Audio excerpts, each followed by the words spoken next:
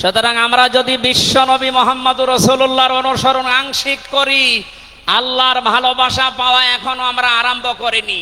এই হিসাবে দেশের অনেক পীর, অনেক ইমাম, অনেক খতিব, অনেক আলেম, অনেক জনতা এখনো আল্লাহর ভালোবাসা পাওয়া আরম্ভ করেনি। গোনা মাফ, জান্নাত তো দূরের কথা। কারণ আল্লাহর ভালোবাসা যে পাওয়া আরম্ভ করবে, তার জীবনের গোনাগুলো আল্লাহ মাফ করবে, তাকে জান্নাতে দেবে। সুতরাং রাসূলুল্লাহ আমাদের একমাত্র আদর্শ হওয়ার কারণেই তাকে অনুসরণ করলে এই গ্যারান্টি পাওয়া যায় যে জীবনের গোনা আল্লাহ মাফ করে দেন। জোরে বলেন সুবহানাল্লাহ। 9 নম্বরে পেয়েছি, বিশ্ব নবীর সাথে কেউ যদি বেয়াদবি করে তাহলে সে ধ্বংস হয়ে যাবে। আপনি তাকান, তার আপন চাচা আবু লাহাব, এটা যদি সিরাতুন নবী মাহফিল, আমাদের ঢাকাতে এগুলো হয়তো নেই, এগুলো চট্টগ্রাম আর সিলেট বিভাগে বেশি পাওয়া যায়। রবিউল আউয়াল মাস আজকে শেষ, এ মাস আসলেই অনেককে দেখি নবীর জন্ম নিয়ে, নবীর মিলাদ নিয়ে আনন্দে আত্মহারা হয়ে যায়। পরিষ্কার ভাষায় বলছি, বাংলার মানুষেরা, নবীর মহাব্বত, নবীর ভালোবাসা মাস্ট বি লাগবেই। কিন্তু নবীর জন্ম নিয়ে, নবীর মিলাদ নিয়ে যদি কেউ শুধু আনন্দ করে মেতে থাকে, নবীর আদর্শর কোনো খোঁজ নেই, আপনি এই মুহূর্তে জেনে নিতে পারেন যে আপনি জাহান্নামী। তার প্রমাণ নবীদের আপন চাচা আবু লাহাব আর আবু তালেব। এই দুইজন চাচা নবীর আদর্শ পেয়ে খুশি ছিল না, তারা নবীর জন্ম পেয়ে খুশি ছিল। নবীর মিলাদে, নবীর জন্মে তারা এত খুশি হয়েছিল, আবু লাহাব নিজের কাজের মেয়েকে পর্যন্ত আজাদ করে দিয়েছিল। আবু তালিব নিজের সন্তান হযরতে আলীকেও কাছে রাখতো না। আল্লাহর নবীর জন্মে লোকটা এত বেশি খুশি হয়েছিল, যতদিন পর্যন্ত তার আন্ডারে ছিল নবীজি, ততদিন নিজের ছেলে বাদ দিয়ে বিশ্ব নবীকে কাছে রেখে ঘুমাতো। অথচ তাদের পুরা দুইজনের জীবন আমি পড়ে দেখেছি। দুইজন চাচা, বিশ্বনবী মুহাম্মদুর রাসূলুল্লাহর দুইজন চাচা শুধু নবীর জন্ম মিলাদ নিয়ে আনন্দে ছিল, আদর্শ পেয়ে তারা আনন্দ করে নাই, মেনে নেয় না। এই জন্য দুইজনেই জাহান্নামী। বলেন নাউজুবিল্লাহ। সিস্টেম অপর পৃষ্ঠায় দেখুন, আরো দুইজন চাচার নাম আমরা জানি, হযরতে হামজা, হযরতে আব্বাস রাদিয়াল্লাহু তাআলা আনহুমা। এই দুইজন চাচা শুধু নবীর জন্মে মিলাদে খুশি ছিলেন না, তারা নবীর আদর্শ পেয়ে খুশি হয়েছিলেন। এই জন্যে দুইজনেই জান্নাতি। বলেন সুবহানাল্লাহ। হযরতে হামজা, হযরতে আব্বাস যে জান্নাতে গেছে কোনো সন্দেহ আছে? আল্লাহ কোরআনের আয়াত নাযিল করেছেন তাদের নামে, রাদিয়াল্লাহু আনহুম ওয়া রাদু আন। আল্লাহ পাক বলেন, আমি তাদের উপরে রাজি হয়ে গেছি যেমন তারা আমার উপরে রাজি।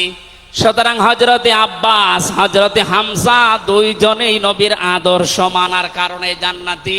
আমরা এদের মতো হতে চাই। বলেন আমিন। এখানে একটা কথা আছে, হযরতে হামজা আব্বাস রাদিয়াল্লাহু তাআলা আনহু, তিনি কিন্তু অনেক আগে মুসলমান হয়েছিলেন গোপনে, কিন্তু প্রকাশ করেননি। এই মাসলাটা বলছি এই কারণে, 152 জন সমন্বয়কের ভেতরে 108 জন বাংলাদেশ ইসলামী ছাত্র শিবিরের নেতা এবং পরীক্ষিত কর্মী। তারা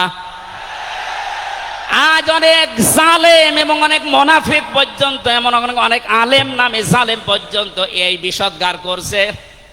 নাম যেহেতু দেখেছে ছাত্র শিবির, এই জন্য তাদের চুলকানি। কেন ওরা এতদিন পরিচয় প্রকাশ না করে এই কাজ করলো? ওরা মুনাফিক, ওরা শয়তান। যেখানে বিশ্বজিতের মতো হিন্দু সে রেহাই পায় না, সেখানে পরিচয় দিয়ে মার খাবে।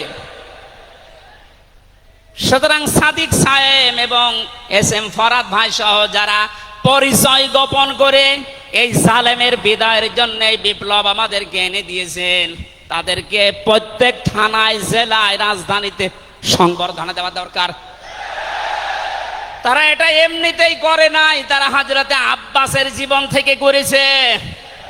অথচ হযরত আব্বাস রাসূলের বিরুদ্ধে বদরের ময়দানে বিরুদ্ধে যুদ্ধ করার জন্য আবু জাহেলের পক্ষ নিয়ে গিয়েছিল, অথচ তিনি ওই সময় মুসলমান।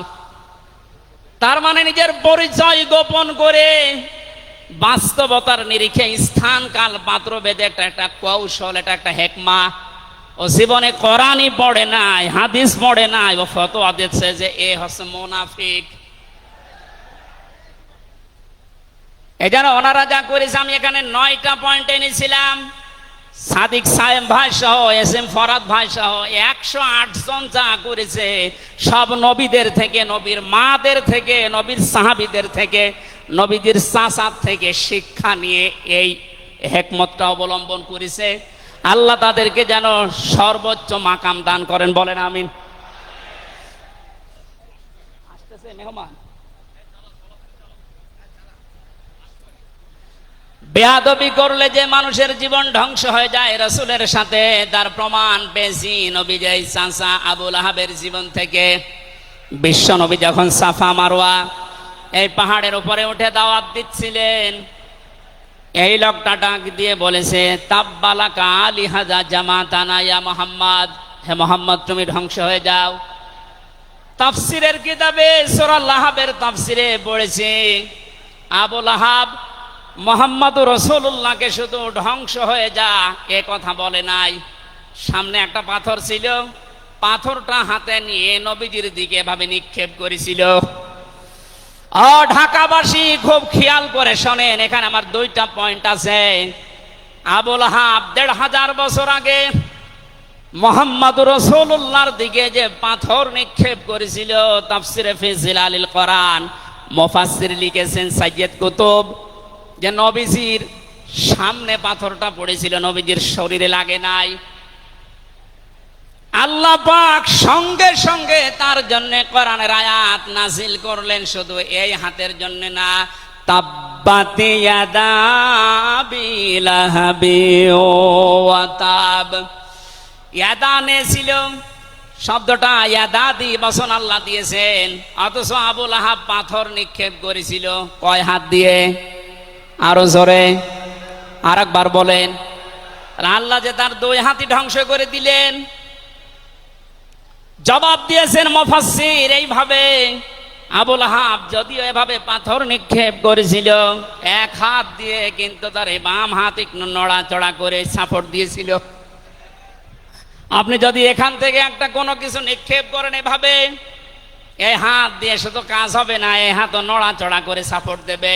আল্লাহ এইটাও সহ্য করেন নাই। নবীজির বিরুদ্ধে যারা অবস্থান নিয়েছে, যে যতটুকু তার সাথে যারা সাহায্যে ছিল, সহযোগিতায় ছিল, আল্লাহ তাদেরকেও ধ্বংস করে দিয়েছেন। এই